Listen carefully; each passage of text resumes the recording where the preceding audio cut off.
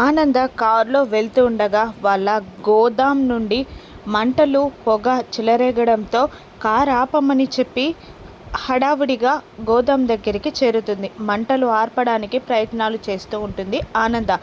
దర్శన్, రోహిత్, శరణ్య, దామిని, లీలావతి అందరూ గోదాం దగ్గరికి చేరతారు. దర్శన్ వాటర్ పోసి మంటలు ఆపే ప్రయత్నం చేస్తాడు. జాగ్రత్త నాన్న అని ఆనంద ఏమండి జాగ్రత్త అని శరణ్య చెప్తూ ఉండగా ఎట్టకేలకు నీళ్లు పోసి గోదాంలోని మంటలని ఆర్పగలిగాడు దర్శన్. ఇక మెల్లిగా తలుపులని తోసుకొని లోపలికి వెళ్తుంది ఫ్యామిలీ.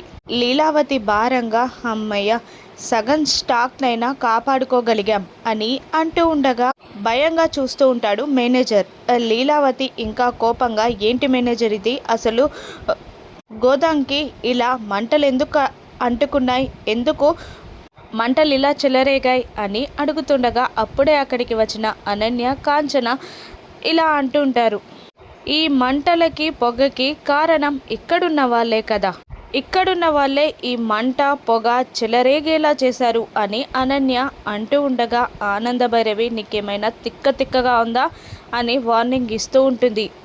గోదాంకి మంటలు అంటుకునేలా చేయడానికి మీ కారణాలు మీకున్నాయి అత్తయ్య గారు అని అనన్య స్టైల్గా అంటుంటుంది ఆనందభైరవిని. వాట్ అని ఆనందభైరవి షాక్ అయి అరుస్తూ ఉండగా డీల్ క్యాన్సిల్ అయిపోయింది, స్టాక్ అలాగే మిగిలిపోయింది. గోడాంలో ఉన్న స్టాక్ అంతా ఏం చేయాలో తెలియక ఇలా తగలబెట్టేస్తే ఇన్సూరెన్స్తో కాస్త డబ్బైనా వస్తుంది కదా అని అనన్య అంటూ ఉండగా దామిని షాక్ అవ్వగా ఆనందభైరవి అనన్య చెంప లాగి పెట్టి పగలగొడుతుంది.